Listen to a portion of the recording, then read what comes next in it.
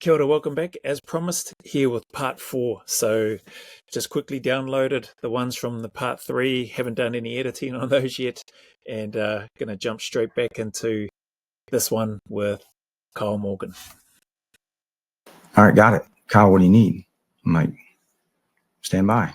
I'll let you know what I got. And then eventually it was like, I need my fucking boys. I can't do this alone. And that empowerment, that trust is like, it allowed me to be effective, to be agile, to make decisions on the ground. And what I talk about is tomorrow problems, like I watched happen where the Marsoc cats were just being called every 5 minutes, man, on their cell phones. Like, what are you guys doing? Like, you shouldn't be in there. You're going to get in trouble. Like, you're going to ruin the platform for our source operations. And I'm like, hang the fucking phone up right now. I'm like, tell that motherfucker that's a tomorrow problem. And I need you here right now. What's your worst assignment horror story? I had a 10-page paper, and that didn't turn out too well. Just last night, actually, I had to do. Because. So I was just going to pause it on what he said there. That's a tomorrow problem. Hang that phone up now. It's hard, man. I guess for those that haven't been in or worked in that SF realm to understand, man, when you've, not that I've been in a situation like this, I 100% haven't, but man, if you're in that situation, and guys that, or people that train for and apply to join the Special Forces, you train and apply and look to join units like this, or the SF units, SAS, Delta, SEALs, whatever it may be, because you want to be trusted and called up should something like this happen. You want to be called up to help save lives. That's part of why anybody looks to join the SF unit. That's been my experience anyway. It's a deep part of why I joined, to go on jobs and to help other people, and to be with a team of people that you're bonded to, that you trust, that you love, that you care for, and that you would sacrifice it all for them. So yeah, just hearing him speak, and the fact that he has to, that he's needed to speak to these Marsoc guys like that. I'm sure he didn't want to, but yeah, it's a different space. It's a different world in terms of what they do, their lines of reporting, the trust, the autonomy, or lack thereof in those spaces versus the SF space. What they're doing and what they did was cast seeds of doubt into any of the decisions that they were making. Mm-hmm. And if all of those decisions were resting on the fact that they trusted me, and I wasn't in their command, but the moment someone from their command, 12 hours away, mind you, says, well, you guys shouldn't be seen running around in full body armor. That's kind of like, oh, you're going to ruin this platform. I'm like, first of all, you can go fuck yourself. Second of all, that's a tomorrow problem. We'll deal with it. Awesome. But there's lives like that can still be saved. Like, where the fuck, what planet are you in or on, But they just casting those seeds and planting seeds into somebody that I needed to be stay switched on and with me, like with me in this moment. And as much as I tried to like say, fuck that, we'll deal with that later, started stepping for like steps, become an arm's distance away, so then I was just like, holy fuck, I feel like I'm like flat out alone in here. Even though man,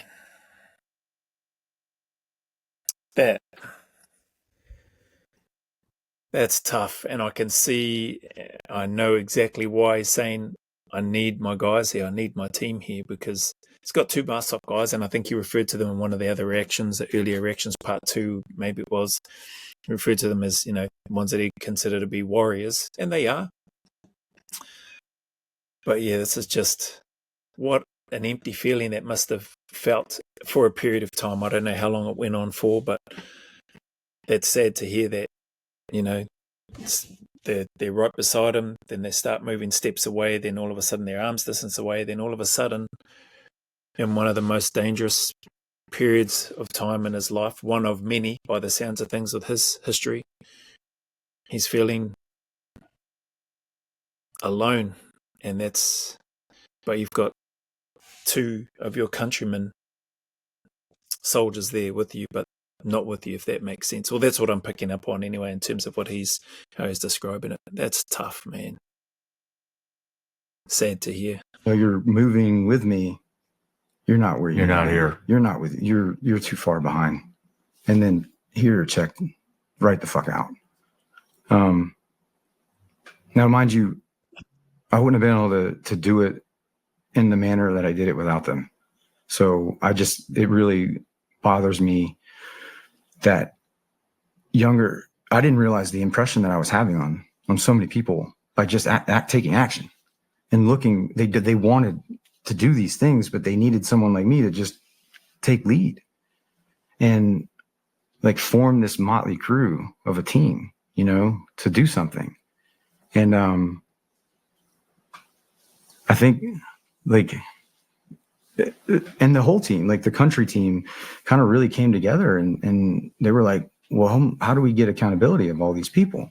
Who do we have? Who's unaccounted for American wise? It really like challenged them, and they did a pretty good job of like filtering and pushing that information and getting it to me it pretty rapidly. And I was able to form a list where I have, which I wanted to show you, but I started forming a list on just some scratch paper I found on the ground because I didn't have a pen and paper on me like a good soldier. I had everything else. But It's so cool to hear. Like that is one of the things that gets drilled into you, at least in my time, my era coming through the military, and I'm sure it still is today. A good soldier always has a notebook and pen on him. That's just hardwired into my brain every single time. I still have a notebook and pen in my little satchel, my little side man pouch, whatever you want to call it, that I wear. It usually has my wallet and phone and some other bits and pieces, but I usually have a little notebook and pen or a pencil in there. So it's a hard case. I didn't know that's something that also America does. Maybe we got it in New Zealand and Australia from America. I don't know. But for as long as I can remember, ever since I joined the New Zealand Army, that was always drilled into us. Every good soldier always has a notebook and pen. A good soldier always has a notebook and pen on them at all times. So, it's a hard case. Him saying he didn't have a notebook and pen on him like a good soldier should, but he had everything else. Hard case. I just found a piece of paper, and can you hand me that bag? I do want to show you this because it's important. Yeah, so I grabbed a scratch piece of paper from the street and then like started writing down like names and room numbers in my excellent handwriting, and somehow it survived. Like it's like super. I love that he still has this and that it survived. Everything happening on the fly, finding the scrap piece of paper, writing down names and numbers, and he still has it. That's awesome. Definitely should be framed, should be protected, preserved. Incredible. Barely hanging on, but this is the list that I started to form, and it started to kind of, these are room numbers and names of Americans that they were unaccounted for. And you can see that Anita Tatar was on that list pretty early, and I was able to get to her room pretty quick, but she wasn't there. And then what are the scratch names of? After I rescued them,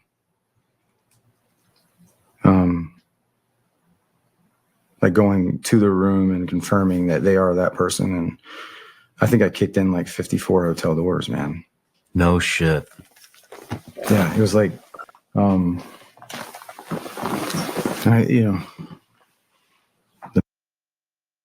Hey, just quickly, again, I know I've said it in the other video and at the start in the first one of part 1, but man, thank you very much to those that sent through the the request for me to react to this video. This is truly not only inspiring but powerful stuff. Like, it just really, even from the start in his intro when he was talking about in his business, Blue Bearing, and then even though I've skipped a whole chunk, several hours worth of the interview, which I'll come back to that stuff later, I wanted to get to the Radisson Blu hotel, which is what people asked me to react to.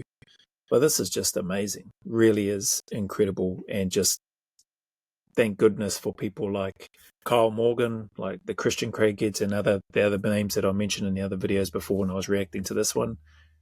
Thank goodness for people like that in this world. From a soldiering perspective, I know there's plenty of other people, plenty of other first responders, police and firefighters and all sorts of stuff, doctors, paramedics, etc., that likely deserve just as much recognition. But speaking from a soldiering perspective and with my background in terms of having the privilege to serve within the Australian Special Air Service, this really fills my cup, hearing first-hand accounts from legends like this gentleman. And I love it. It's awesome. I feel like I'm learning more through the process, gaining a little bit more insight into some of the things that maybe I've been doing okay at, maybe things that I can do better at. And it's a real privilege to react to these and see these incredible people sharing their story with the hope of adding more value and helping more people than just those that they helped on that day and in this day in particular. The master key, right here. I'll give the SEALs that, man.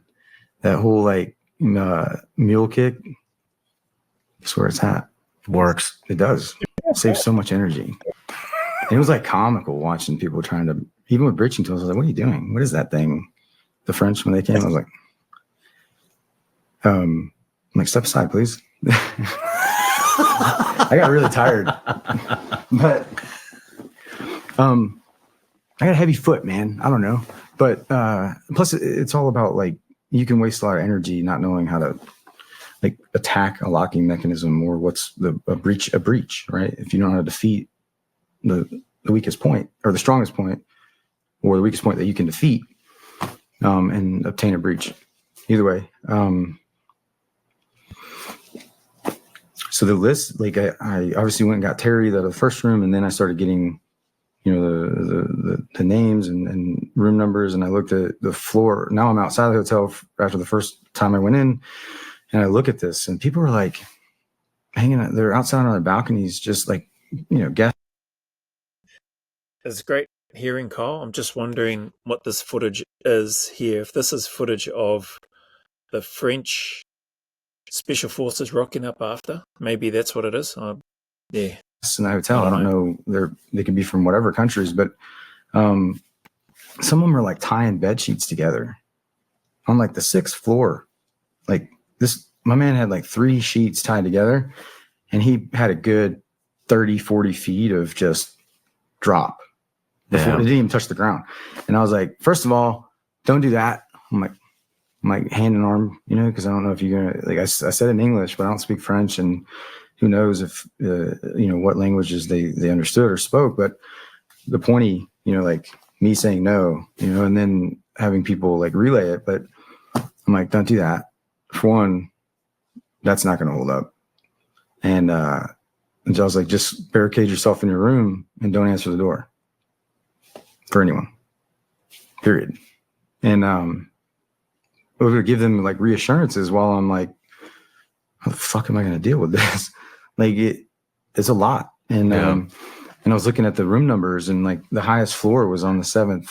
There was a bank of 3 rooms that were remotely close to each other on the 7th floor.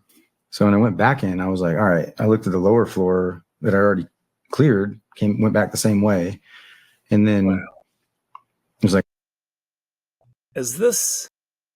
I'm not sure. Hopefully see it later on at the end, but I don't know if he's in any of this footage or whether this is the guys, the French SF that rock up after, and he's still inside kicking doors and trying to get people or save people. Or maybe this is, they're still tools up and looking around. So there's still a threat presence. Like, all right, if I find the closest stairwell to this bank of rooms, I'm just going to go right up this stairwell, because there wasn't an outside fire escape or roof access, because I wanted to get down and work my way from the top down. But I did a whole sweep around the whole hotel, and there was no fire escapes. So I was like, I guess I didn't want to go up the spiral staircase. So I went to like the fire stairwell, fire rated stairwells, and went to the lower floor. Like, so if it was 731, 26 and 18, I went to the stairwell that was going to get me closest to it when I popped out on that floor, if that makes sense. Yeah. So I did that. And then when I got to the 7th, even that is a lot of bandwidth being used to identify the stairwell first that's going to get you closest to the potential rooms of the people that you're looking to try to confirm.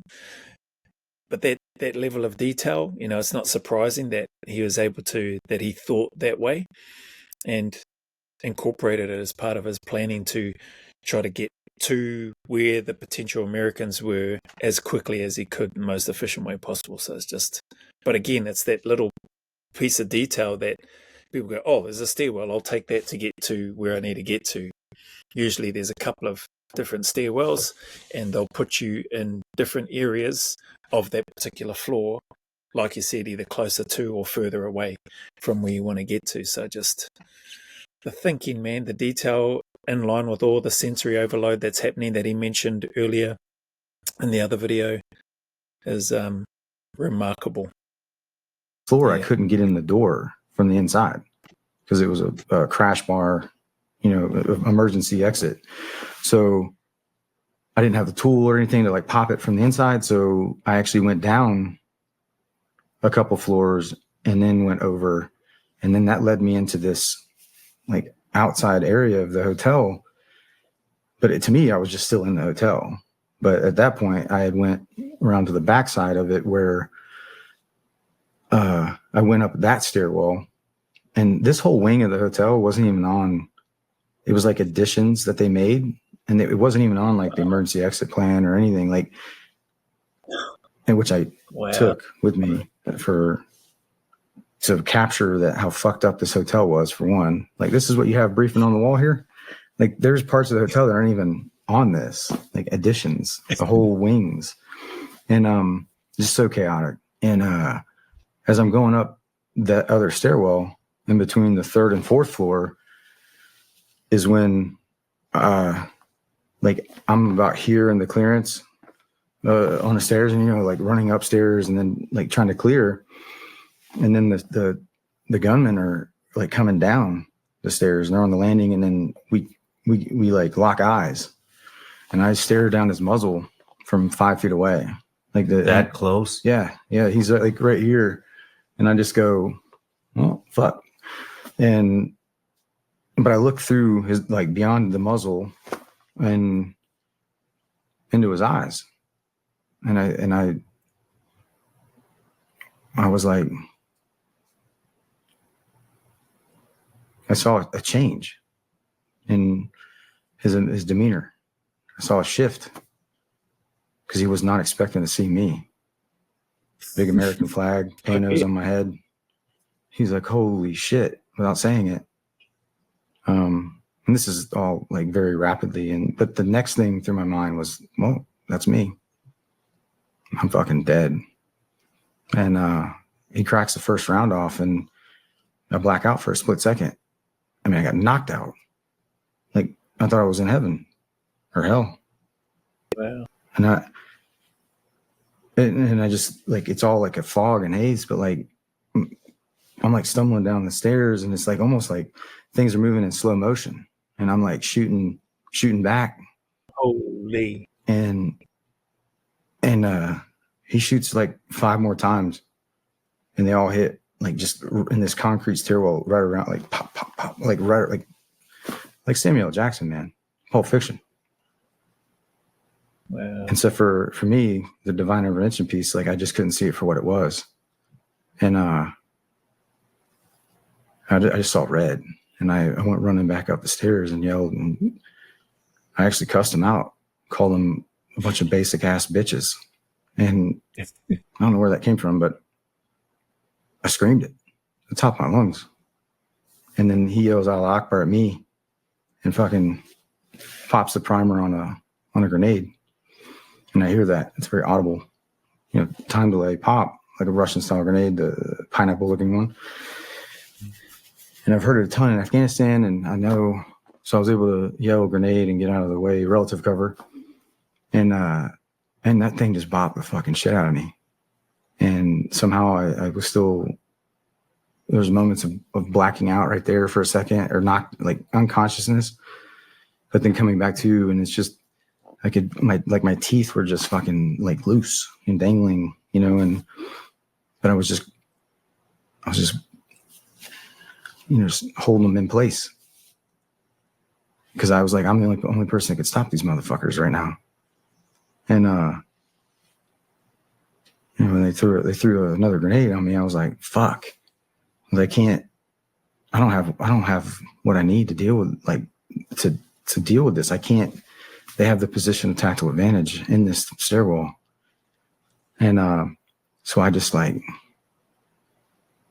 going straight up. I was like, go get any Malian security forces that you can find now and get them up here.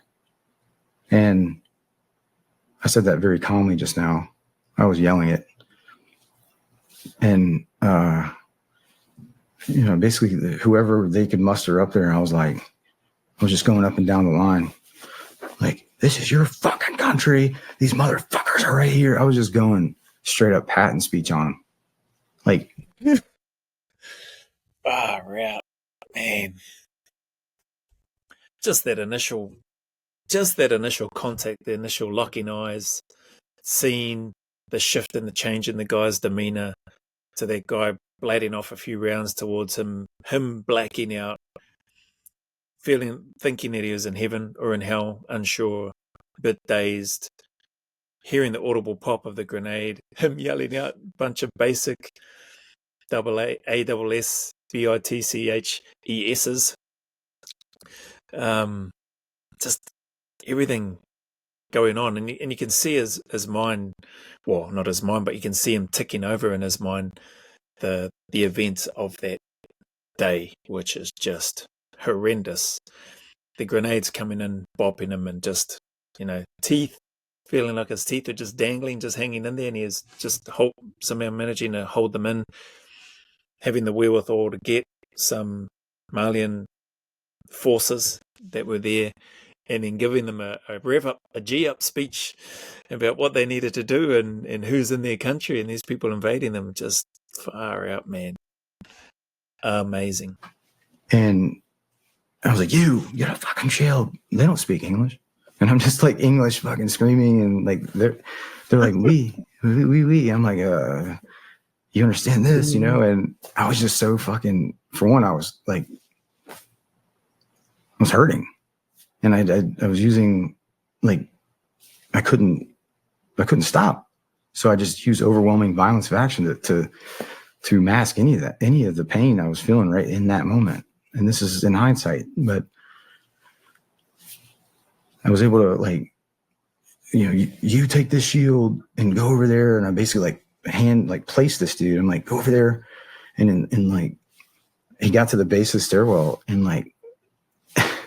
they took one shot, popped the shield from up here, and he drops it and takes it to the house. He's like, I served my country. See you later. Like, he was gone. And this was a Malian, all right, next, get the fuck over here.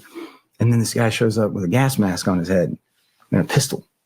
And he's like, I got you. He didn't say that, but he gave me the look. And I was like, all right, don't let them fucking move. And then I cleared the rest of that wing, kicking in every door I could and freeing not just Americans, but anyone at that point. I'm like, this is now, I've locked them into a position. They couldn't go any higher because it was a condo that they were trying to find. What I found out later, they had some pocket litter. They were sterile. They didn't have comms. They had comms, but they were burner phones and they had some pocket litter that had the room numbers of like in the 6 series, like 600, whatever, a bank. And that was where the Air France crew was staying. So like Air France would fly in daily there. So their flight crews would stay in a certain wing every time. And they were trying to get over, just like I was, to the certain wing or bank of rooms.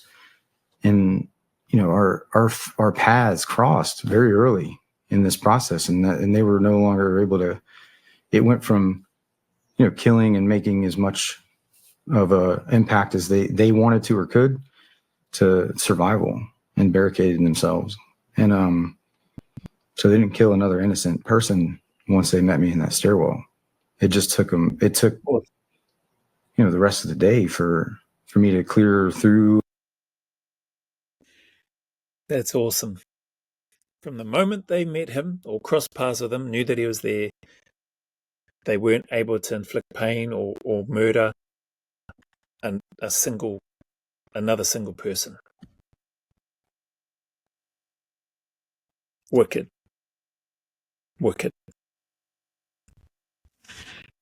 And then the French came from the assault force from Burkina Faso, the neighboring country, and one of my old teammates that was embedded with them, helping them, you know, target and do things. And he hopped on a bird with them. There's like 12 of them. But when they showed up, it was like almost 1 p.m. Holy I ran shit. into the stairwell with them. Hang on. 10 past 7. He was at the hotel by 7:40, 7:45. It's nearly 1 p.m. 7:45. So it's at 8, 9, 10, 11, 12, 1.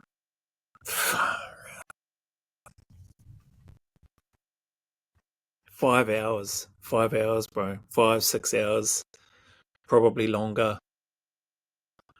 Door kicking, trying to save as many people as he can, having this group of terrorists sort of pinned or trapped in an area where they couldn't advance any further. Thankfully, he got some Malian help that were able to be there and help out, apart from old mate who got the shield shot out of his hand and then just gave a salute and then took off. I'm sure he didn't give a salute, but he was like, you know, see you later, I'm out of here. Far out. And that like, It's like 6 hours later. yeah, it was like 8 something when I encountered them in that stairwell. And 8:30 a.m. No, 7:45. Probably 8:45. Something like an hour from getting Terry out of there, or less. I don't know. But my whole point was when I kicked in one door in that wing, and there was a dude in Western dress just like with his shot right through his head. Like, and I was like, look back at the door. I was like, there are holes in the door. Like, how the fuck did he get hit? And after I cleared the room, I was like, there's no one in here. And because when I kicked it in, like the deadbolt and the throw latch both broke off the door. So like I cleared all of it, right, and cleared it out of the door frame. And I was like, it really like bothered me, not just the fact that he was like obviously, you know, one of the people that were killed, innocent people that were killed, but like even in that, like I was like, this doesn't make sense. Like, why? You know, from a physics perspective, I was like, wait a minute. And I found out, you know, because I went back with the FBI almost in an unhealthy manner of times to do my own sensitive site exploitation, but really trying to make sense of it all.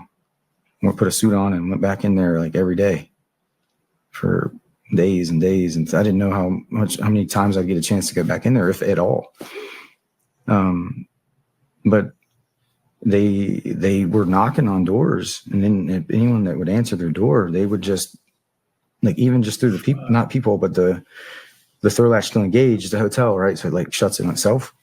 And once you let it go, I mean, they would knock lightly, and this one guy, he answered the door, but just stuck his head, you know, through the crack. He was like looking through the crack, and they just smoked him right there through the crack in the door.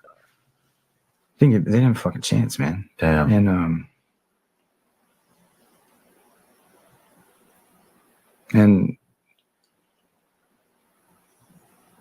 But I do know that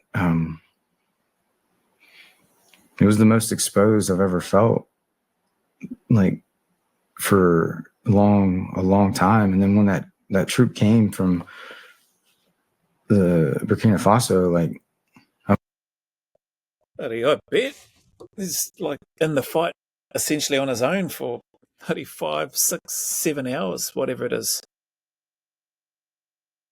No wonder he felt alone, man. Far out. I wonder how he felt when they got I there. finally was just like, all right, let's fucking go. Like, and I was like, hey, here's the deal. My timing with my reactions are poor, I know. But yeah, so it sounds like a bit of relief and great that he's got some reinforcements there once he found out, which, thank goodness. I could only imagine. No, I can't even imagine what that must have felt like for him being in that moment, that situation. Man. Like, I went over there and was like to the commander, I'm like, who's in fucking charge here? Who's in charge here? I'm like, here's the thing. Like, they're right here. We got them. I got them pinned down. Like, I can take you right to it. And they're like, oh, okay. I'm like, okay, let's go. And I was pretty amped still. And like, my work is easy because I use ClickUp. Here's how I keep track of all my tasks. I start by brain dumping everything I need to get done. Because they're still in there. I'm going to pause it there. It's just on 32 minutes now. Amazing, incredible. I know I've said that plenty of times. I'm going to probably say it a heck of a lot more. Yeah, it's just a change from using the word awesome. But this guy truly is awesome. What a legend. And I wonder and I hope, Christian Craighead, when he comes back, what I've been thinking about when I've been sitting here, obviously fully in tune and engrossed in what Mr. Morgan's talking about. But I can't help but have another part of my brain that's just sort of thinking towards Christian Craighead and going, man, I can't wait until he can give a no-filter account of the events that took place, from, the door kicking that he would have done to the encounters that he would have had with the terrorists that were there in Nairobi. So I've got sort of brain's been sort of split, majority in here listening to Kyle, but that little portion off to the side to myself is thinking, oh man, it'd be good to hear Christian talk about, if he's willing to open up and talk about what happened there. But hearing this dude, just the rawness, the authenticity in which he speaks about these events, or this event that took place, the emotions and feelings that he had, the trying to overlay everything with just this extreme violent response and shouting and getting himself up in here. I think he mentioned that it maybe is a defense mechanism. Yeah, possibly, but man, it worked. That fight, flight, or freeze. Clearly the guy, Terry, I think he mentioned that they went to go and get and that they managed to save. He mentioned that he froze up, and that's probably the worst thing that you can do in any sort of situation. Fight or flight, and then you've got that freeze aspect, which you ideally not want to be, but hey, different situations, different people not having the exposure, which Kyle has talked a lot about, having exposure to environments and to situations. If you don't have any exposure to that, it can be really hard, and so the body may just lock up and freeze. But man, we've still got more to go, so I'm not going to do another reaction today. I've done 2 on this one today, part 3, and this one part 4. So we'll wrap this one up here, and I'll come back to this one and do another reaction to finish off this Radisson Blu hotel incident. But again, as always, thank you very much for stopping by. Thank you for the kind comments. Thank you for the suggestions with the reactions. And just thank you for the support. It's truly is heartwarming and very much appreciated. And hopefully you get something from these. Trying to leverage the experiences of legends like this guy, and adding in my 2 cents for what it's worth. But wherever you are, whatever challenges, issues, struggles that you may be going through, man, all I can say is just encourage you to stay in the fight, keep turning up, stay disciplined with it, and know that you're never out of it. Get uncomfortable doing things that make you uncomfortable, and use those lessons to try to become a better person and help out where you can. So go always a little further. Who dares wins, and until the next video.